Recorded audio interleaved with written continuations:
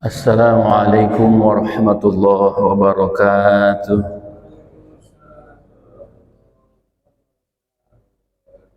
Alhamdulillah wassalatu wassalamu ala Rasulillah Sayyidina Muhammad ibn Abdullah wa ala alihi wa sahbihi wa mawalah.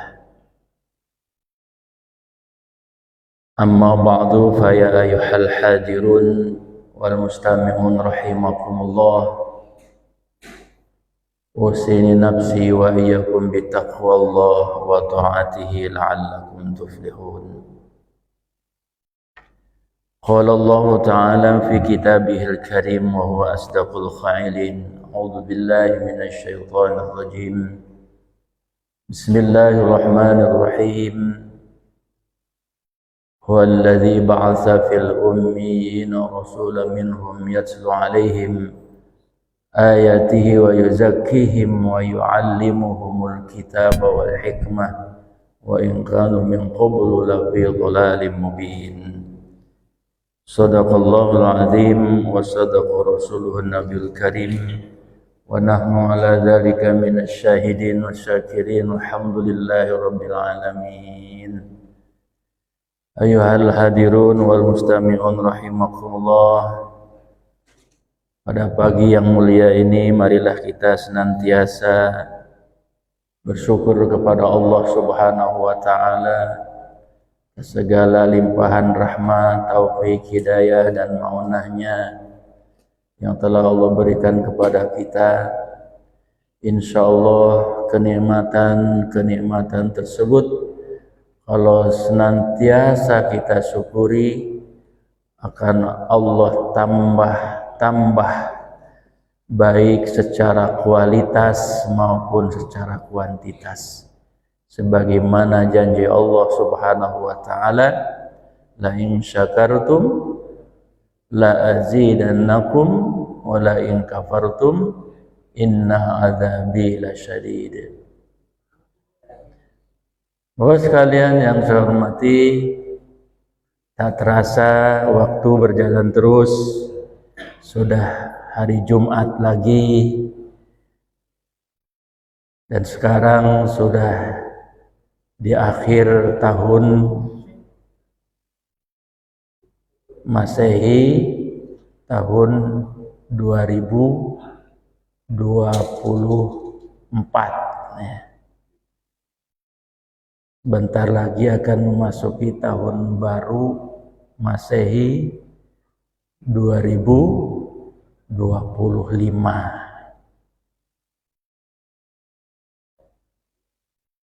Kita dalam perhitungan tahun, walaupun perhitungan tahun Masehi atau Miladiah kita ikutin, karena ini juga merupakan bagian daripada takdir Allah Subhanahu wa taala. Semua yang terjadi di muka bumi ini tidak terlepas dari ketentuan Allah, termasuk adanya perhitungan tahun Miladiah atau tahun Masehi. Tetapi kita jangan melupakan tahun Hijriah yang punya kita, yaitu tahun yang ditetapkan oleh Umar bin Khattab ya 5 tahun setelah Nabi kita Muhammad SAW meninggal. Jadi ada perhitungan tahun Hijriah karena diambilnya dari peristiwa hijrahnya Nabi kita Muhammad sallallahu alaihi wasallam. Ini perhitungan tahunnya ya Pak. Kalau perhitungan bulannya Muharram, Safar dan seterusnya itu dari zaman Nabi Adam sudah ada. Tapi memulai hitungan tahun Hijriah yaitu di zaman para sahabat Khulafaur Rasyidin. Nah, sekalian yang saya hormati, yang perlu kita waspadai masalah pergantian tahun ini, ya, yang penting tidak terjerumus di dalam kemaksiatan. Ya, kalau memperingati tahun barunya walaupun Masehi tidak menjadi masalah. Yang kita waspadai itu adalah memperingatinya dengan kemaksiatan itu yang harus kita jauhi, ya. Kalau tahun Masehi kita peringati dengan bersyukur kepada Allah Subhanahu wa taala, karena sebagian juga kita telah ditambahkan umur kita, ditambahkan rezeki kita, ya, kemudian mengadakan tasyakuran, berdoa kepada Allah Subhanahu wa taala, itu tidak mengurangi, bahkan mungkin di situ yang seharusnya. Tapi kalau diisinya dengan kemaksiatan, di antaranya membakar kembang api, apakah itu maksiat? Ya, itu termasuk memubazirkan harta. Ya, dan tidak boleh kita memubazirkan harta, karena sesungguhnya memubazirkan sesuatu harta, ikhwanis syayatin, itu perbuatan daripada kawan setan. Harganya yang gede sekali meledak itu 100.000 kalau nggak salah kata orang. Kembang api itu yang gede itu bisa 300 ribuan itu, bahkan mungkin lebih itu kan.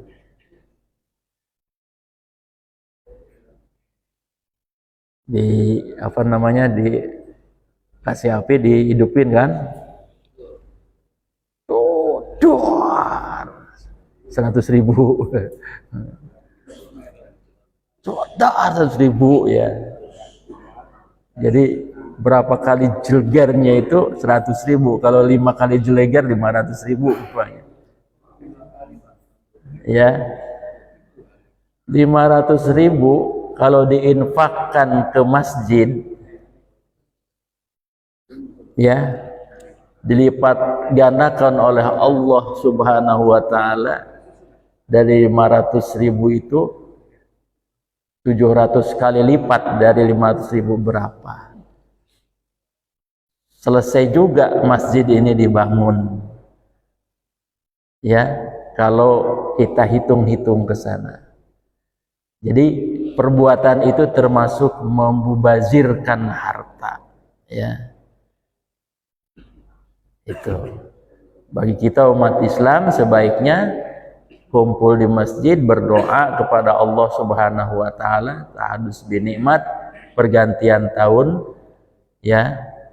Sekalipun pergantian tahun itu pergantian tahun Masehi atau Miladiah.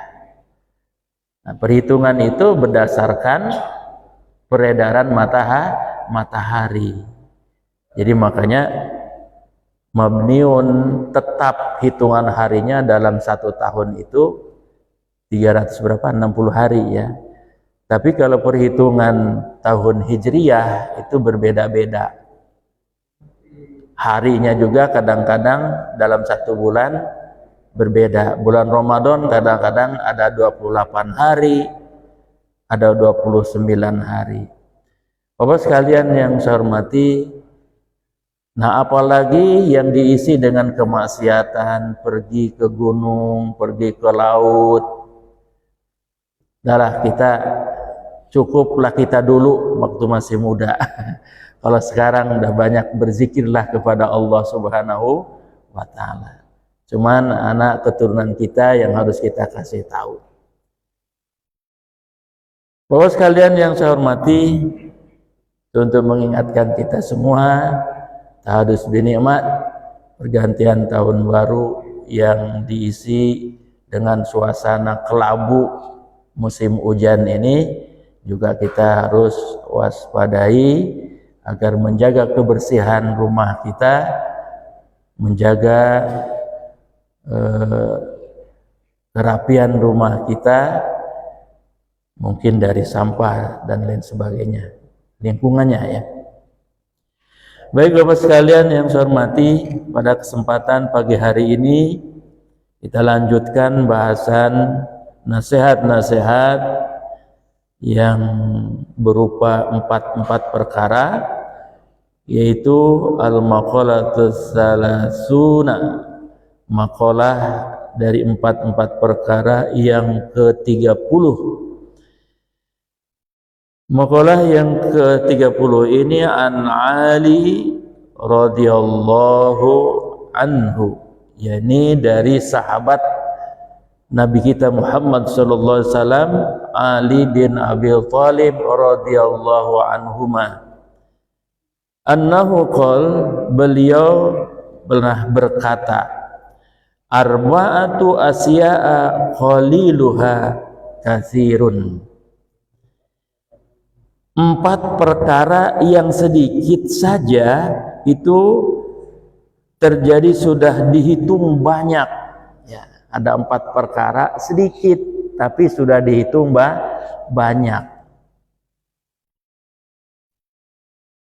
Ya. Arba'atu asya'a qaliluha, 4 perkara, suatu 4 perkara yang sedikit saja tapi sudah dihitung banyak. Katsirun, apa itu? Al-wajah, yang pertama sakit, yang kedua wal faqru, yaitu fakir, yang ketiga wan naru, api, wal adawatu, permusuhan. Jadi 4 perkara ini sedikit aja ini sudah dianggap banyak, ya. Yaitu yang pertama sakit. Kecil sakit aja ini sudah dianggap besar sama kita, ya. Apalagi kalau yang sakitnya yang luar biasa gitu. Maka kadang-kadang penyakit walaupun kecil bisa menghabiskan harta kita. Maka dianggap sakit ini dihitung jadi perkara yang banyak. Ya Bapak sekalian yang saya hormati, maka walaupun sakit ini sedikit, ya kecil, karena dianggap banyak, berarti kita harus waspada bagaimana menjaga diri kita, ya, mensikapi penyakit pada diri kita agar kita terhindar dari hal tersebut. Yang kedua wal faqru, yaitu fakir, ya. Fakir, ada ungkapan kadal faqru ayakunal kufran, ya. Kefakiran itu mendatangkan kepada kekufuran. Bapak sekalian yang saya hormati, ini berbahaya karena fakir, urusan perut bisa saja ngerampok, ya. Bisa karena ada sifat fakir tadi, merasa serba kurang, bisa jadi korupsi, jadi koruptor, ya. Maka kita harus mensikapi kefakiran yang ada pada diri kita, kekurangan pada diri kita itu, bagaimana bahwa semua yang terjadi pada diri kita itu hadza min fadli Rabbi, adalah merupakan takdir dari Allah Subhanahu wa taala. Cari hikmahnya di mana kefakiran ini, kalau kita selamat sabar di dalam kefakiran, insya Allah, ya, dunia terutama di akhirat nanti akan kita jadi ahli surga yang duluan masuk surga.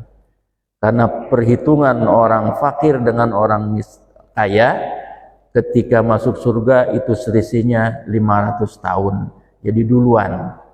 Berarti jadi orang fakir yang sabar tetap di dalam meyakini ini takdir Allah dan berusaha tetap melaksanakan perintah-perintah Allah. Kemudian wanaru yang ketiga, api. Sedikit dianggap banyak api ini, bahkan tidak kelihatan pun dianggap banyak. Wah sekalian, dulu api yang ada di muka bumi ini ketika Nabi Adam alaihissalam dan Siti Hawa turunkan ke muka bumi oleh Allah Subhanahu wa taala, kerepotan. Ya, kalau di surga itu waktu itu dia makan tinggal ngambil, tidak perlu dimasak. Kita ingin apa di surga itu, Nabi Adam waktu itu langsung saja. Ya, makanan yang pengen hamburger langsung ada di depan kita. Ya, di depan Nabi Adam. Ya. Itu di surga. Nggak perlu diolah, nggak perlu dimasak. Kita di dunia ini ada proses. Maka Nabi Adam dan Siti Hawa ke muka bumi turunkan, mau makan aja susah. Ya, harus nanam dulu. Ya, ditanam terus mau apa istilahnya dikonsumsi, terakhir harus dimasak dulu. Ya, dimasak juga masih panas, nggak langsung dimakan, didinginin dulu. Jadi ada proses, jadi kerepotan. Akhirnya Nabi Adam alaihissalam minta api kepada Allah. Diambillah oleh Allah api dari neraka sebesar biji zarah kecil, taruh di dunia ini, hangus, air lautan kering saking panasnya. Dikit tapi masalah besar. Ya, pindahkan ke satu tempat, ke tempat lain masih juga. Akhirnya dipulangin lagi api yang dari neraka tadi, pulangin lagi ke neraka. Jadi api yang ada di muka bumi sekarang itu hanya apa? Hanya asapnya aja. Jadi api yang ada di listrik ini hanya asapnya api neraka. Ya, api di kompor kita yang digunakan untuk masak dan sebagainya, termasuk kalau ada api yang membakar pabrik, rumah, itu hanya asapnya api neraka sedikit. Jadi apa sekalian yang saya hormati, akhirnya api yang dari neraka yang sebesar biji zarah tadi dikembalikan lagi ke neraka. Jadi sekarang kita di dunia pun yang merupakan hanya asapnya aja, walaupun sedikit, ini akan berbahaya. Api listrik ini kan nggak kelihatan ya di kabel itu, tapi kalau begitu ketemu antara min plusnya nyala. Nah, kalau tidak ada bohlamnya ini ya jadi api, bisa membakar rumah, jadi masalah, jadi besar. Jadi dianggap sedikit, dianggap kecil, tapi kasirun, yaitu besar. Bahkan besar manfaatnya walaupun kecil, ya, api. Tapi kalau tidak bisa menggunakannya berbahaya buat kita. Banyak manfaatnya, tapi kalau tidak bisa dikendalikannya berbahaya buat ini. Artinya walaupun sedikit jadi besar. Yang keempat, wal adawatu, permusuhan. Permusuhan ini walaupun kecil, ini besar, berbahaya. Makanya kita ini walaupun punya musuh 1000 dengan kawan 1, ya. Kebalik ya. Punya musuh 1 ya dengan kawan 1000, masih besaran tadi musuh yang 1 itu. Jadi Bapak sekalian yang saya hormati, jadi ini juga permusuhan ya, walaupun kecil dianggap besar. Oleh karena itu jangan dianggap sepele kalau kita bermusuhan. Punya teman 1000 dengan punya musuh 1 orang, ini lebih berat ya menghadapi punya musuh yang 1 orang. Nah, inilah Bapak sekalian, hadis asar merupakan pernyataan Ali bin Abi Thalib, 4 perkara kecil tapi dianggap besar. Ini saja yang dapat saya sampaikan pengajian kita pada pagi hari ini. Mudah-mudahan ada manfaatnya. Amin ya robbal alamin. Ada yang bertanya?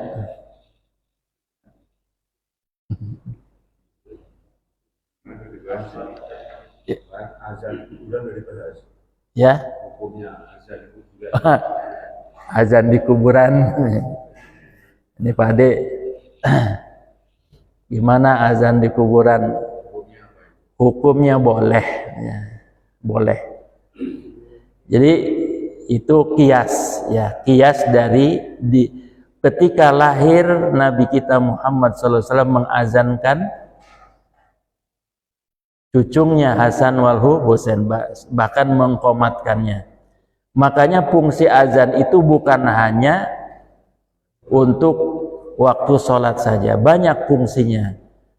Ya, ada angin ribut, hujan besar, azan boleh. Ada suami istri lagi berantem, anaknya azan di depan emak bapaknya yang lagi berantem itu, boleh. Ya, bapak lewat lewat hutan yang menakutkan, azan dulu itu boleh. Ya.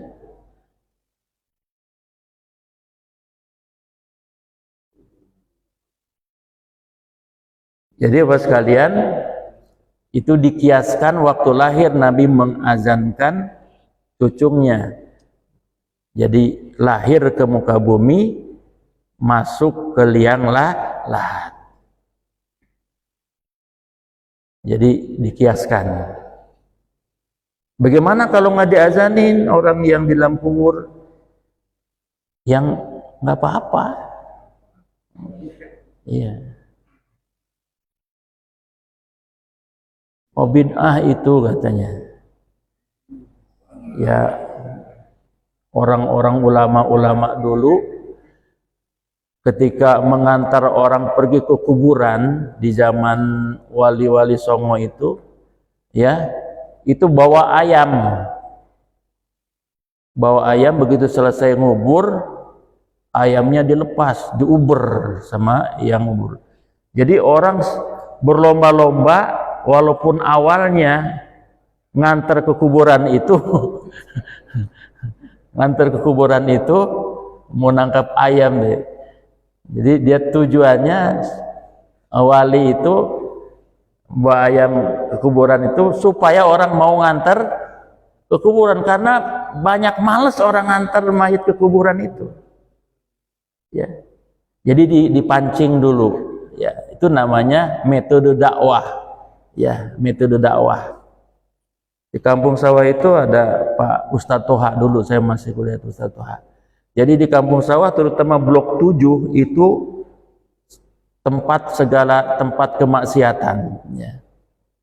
Waktu itu kata beliau, ya, judi lah, segala macam di situ. Nah, dia ikut di situ. Bagaimana mau masuk di situ, mau berdakwah, mau ngajak ngaji? Akhirnya karena dia main remi, main gaple, ikut.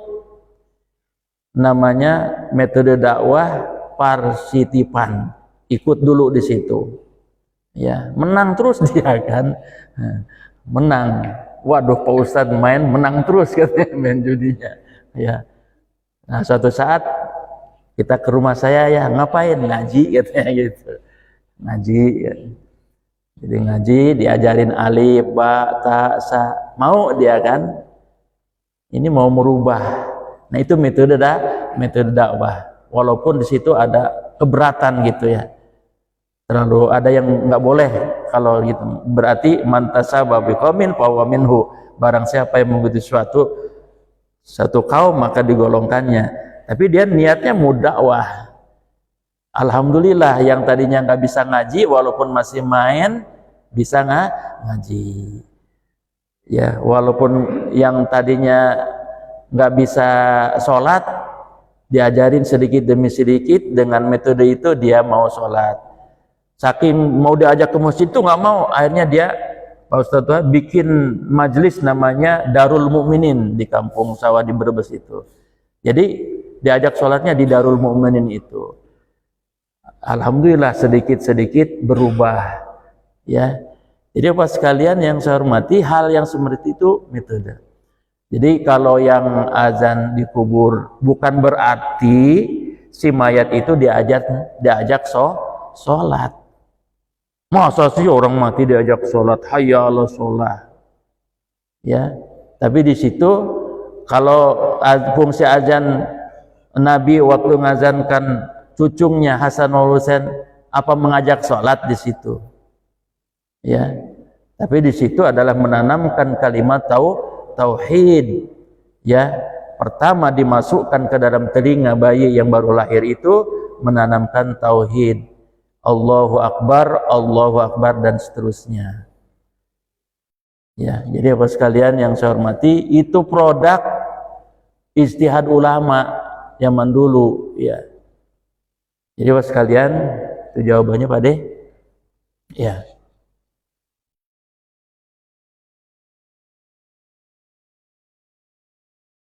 Kayak kita baca Al-Quran ini, ya, baca Al-Quran dengan maulid mushaf ini kan produk mengada-ada daripada para sahabat. Ya, dulu Al-Quran itu adanya di pelepah kurma, di batu, ya, di secercah kain ditulis oleh para sahabat. Ada juga yang di dinding, ya.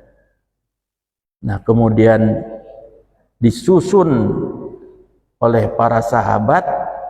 Itu juga awalnya itu Abu Bakar enggak setuju. Tidak ada perintah dari Nabi, kayak mana membuatnya. Ya. Kemudian ini apa namanya? Sekretaris Nabi yang selalu ikut dengan Nabi diperintahkan oleh Umar bin Khattab agar mencatat, memushafkan Al-Quran. Pada nggak mau juga, ya, karena nggak ada perintahnya di situ, nggak mau. Berat gitu kan nyusunnya, yang kapan turunnya, di mana naroknya, kayak mana, ya. Jadi berat. Tapi Umar bin Khattab kekeh. Pokoknya ini harus dimushafkan Al-Quran itu. Yang hafal-hafal di para sahabat itu harus ditulis. Karena untuk dibaca oleh orang yang di akhir zaman nanti. Kalau nggak begitu kayak mana ini? Cara membacanya, cara nulisnya juga ya berat. Makanya kata Umar bin Khattab, awal bid'atun, awal daripada bid'ah ada inilah membuat mushaf Al-Quran. Ya. Jadi Bapak sekalian yang saya hormati, kita membaca Al-Quran itu hasil dari mengada-ada Umar bin Khattab, ijtihadnya. Ya.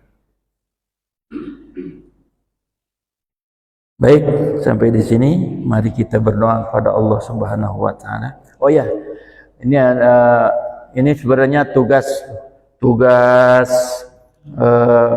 perhubungan, ya, humas sebenarnya. Nah, humas ini belum mengadakan semacam penelitian lah gitu, mengevaluasi. Jadi Bapak sekalian, gimana kondisi masjid kita ini, ya, baik jamaah bapak-bapak, ibu-ibu, anak-anak, ya. Alhamdulillah kalau anak-anak ditertibkan, ya. Ditertibkan di masjid, bagaimana caranya supaya mereka pergi ke masjid itu adalah ikut ibadah dengan orang tua, ya. Anak-anak diajak pergi ke masjid itu latihan ikut ibadah bersama orang tua. Memang dunia anak-anak ini adalah main, ya, dan mainnya kadang-kadang kelewat batas. Nah, itu perlu bimbingan kita semua, para orang tua, baik orang tua yang punya anak ataupun yang nggak punya anak, ya, itu punya tugas bagaimana membimbing mereka ke masjid ini supaya tertib, ya, dan karena bagaimanapun juga nanti mereka inilah yang akan melanjutkan, ya, melanjutkan mentakmirkan masjid ini. Ya, ini ada masalah kasus sedikit. Anak-anak ini, ya, ini yang baru-baru ini kan itu hampir saja dia mainin pintu, naik di pintu itu terus dorong di pintu itu sambil naik. Sebelah sana itu hampir jatuh si kaca itu. Untung saja ada Pak Untung, ya. Untung saja ada Pak Untung, nggak lepas itu kacanya. Kalau lepas jatuh nimpa dia, selesailah, ya, viral kayaknya di ya, untungnya enggak itu. Kalau kacanya mah bisa minta ganti sama orang tuanya kalau pecah, ya. Tanggung jawabnya kan gitu. Ini anak bapak telah merusak masjid ini, gentilah katanya ini. Pasti begitu kan? Tapi kalau anaknya ketimpa bermasalah, gimana itu pengurus masjid itu kan? Jadi masalah. Jadi sekalian yang saya hormati, mohon bantuan dari kita semua, terutama bapak-bapak yang masih produktif, masih punya anak kecil, gimana membimbing anak kita kalau ke masjid. Satu, tidak ganggu kita ibadah sholat. Yang kedua, tidak merusak fasilitas yang ada di masjid, ya, bermainnya tidak berlebihan gitu.